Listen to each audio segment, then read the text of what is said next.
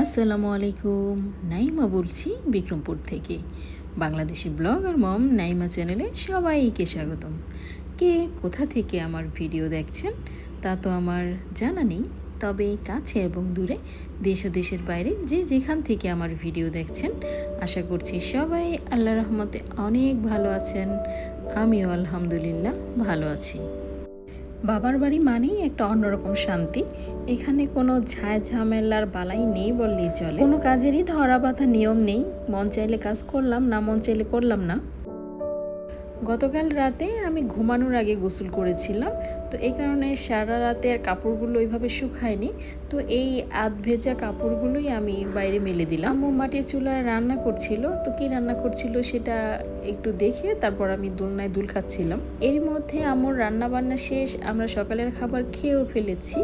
আর আমার ছেলে একেবারে শেষে খেতে বসেছে, তো ও খাচ্ছিল। মেয়েকে বলছিলাম খাওয়ার জন্য, তো বায়না ধরলো সে ভাত খাবে না। আম্মু ভাত তরকারি রান্না করেছিল, তো সেগুলো সে খাবে না, রুটি বানাতে বলছিল। তো মেয়ের জন্য অল্প করে আটা গুলি নিয়েছিলাম, যেন একটা বা দুইটা রুটি হয় এইরকম। রুটি বানাতে এসে দেখলাম চুলার ওপর এবং চুলার আশেপাশে এত সুন্দর রোদ এসেছে। রোদে আটার কণাগুলো একদম ধুলি কণার মতো লাগছিল, কিন্তু এডিট করতে এসে যখন এই সিনটা দেখলাম আমার কাছে কিন্তু ভীষণ ভালো লেগেছে। শীত চলে আসছে, তাই সূর্য অনেকটাই দক্ষিণে হেলে গেছে, আর আম্মুর এই রান্নাঘরটা হচ্ছে দক্ষিণ দিকে। এ কারণে সূর্যের আলোটা খুব সুন্দরভাবে রান্নাঘরে প্রবেশ করছে। আর এই যে আমার আম্মুর শখের জিনিস, এগুলোর জন্য সে কোথাও গিয়ে এক রাত থাকতে পারে না। ঢাকা যাওয়ার সময়ে কয়েকবার বলেছিলাম চলো আমার সাথে, আবার গিয়েও বলেছি যে আসো থেকে যাও। না, সেই মুরগির চিন্তায় একদমই বাড়ি থেকে বের হয় না। এই গাছটা দেখে কি চিনতে পারছেন? এইরকম একটা গাছ আমার ছাদ বাগানে আছে, তো সেখান থেকেই আমি ছোট্ট একটা গাছ তুলে এনে আম্মুর ঘরের পাশে এখানে লাগিয়েছিলাম। তো মাশাল্লাহ বেশ কয়েক মাসে গাছটা কিন্তু অনেক বড় হয়ে গেছে, আর দেখেন ফুলও ফুটে গেছে। অথচ আমার গাছটাতে কিন্তু ফুল ফুটতে সময় নিয়েছে প্রায় 2.5-3 বছর। আম্মুর গাছটা যেহেতু মাটিতে লাগানো, তাই দ্রুতই ফুল চলে এসেছে। আর এই গাছের ভিডিও এখন প্রায়ই দেখছি। এই গাছের পাতা, ডগা, ফুল সবই নাকি চুলের জন্য খুবই উপকারী। আর দেখেন এটা আমাদের ঘরের পীড়ার এক কোনায় হয়ে আছে। দেখা যায় আমরা আসলে 2 দিনে আম্মুর ঘরদোর যে পরিমাণ নোংরা হয়, এমনিতে 2 সপ্তাহে হয় না। আমার ছেলে মেয়ে দুজনেই সারাক্ষণই সোফার মধ্যে উঠে ডলাডলি লাফালাফি শুরু করবে, আর ফোমের মধ্যে যত ধুলাবালি আছে সেগুলো দিয়ে সোফা, ঘরের মেঝে সব একদম ধুলাবালিতে ভরে যাবে। এছাড়া টিনের ঘরে এমনিতেও ধুলাবালির পরিমাণটা একটু বেশি। আর আম্মু যেহেতু মানে যে মুরগি তো দেখালামই, আবার প্রচুর গাছ আছে, তো বাইরে একটু সময়টা বেশি দেন, আবার মাটির চুলায় রান্না করেন বেশিরভাগ সময়। তো মানে গ্যাসও তো আছে, তো গ্যাসে একটু কমই খরচ করেন, বেশিরভাগ সময় মাটির চুলায় রান্না করেন।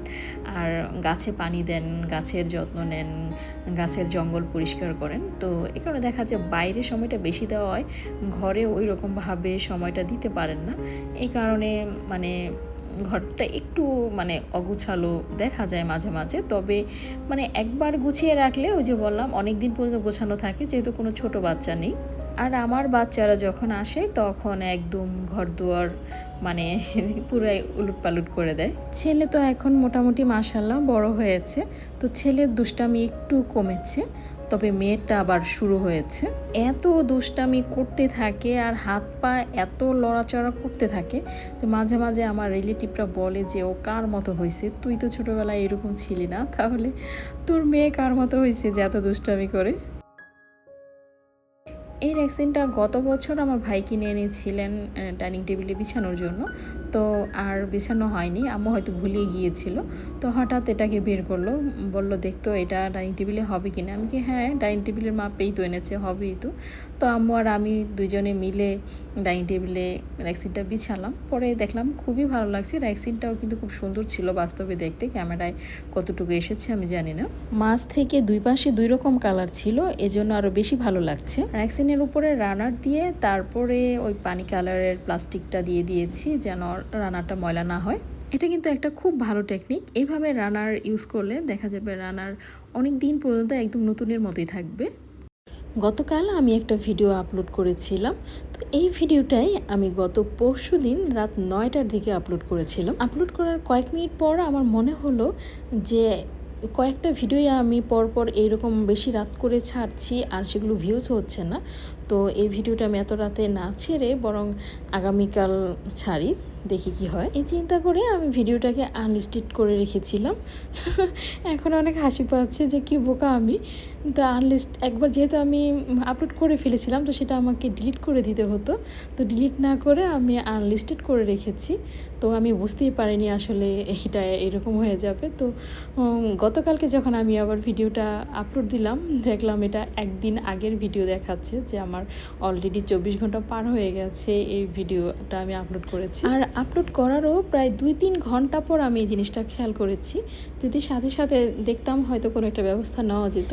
লাভের আশা করতে গেলাম আর হয়ে গেল সম্পূর্ণটাই একদম লস। যাই হোক, ভুল থেকেই তো মানুষ শিক্ষা নেয়। এরকম একটা ভুল করেছি বলেই তো এই বিষয়ে আরও কিছু জানতে পারলাম। ভুল করলে সাময়িকের জন্য কিছু ক্ষতিগ্রস্ত হই ঠিকই, কিন্তু ভবিষ্যতের জন্য কিন্তু অনেকটাই সাবধান হয়ে যেতে পারি।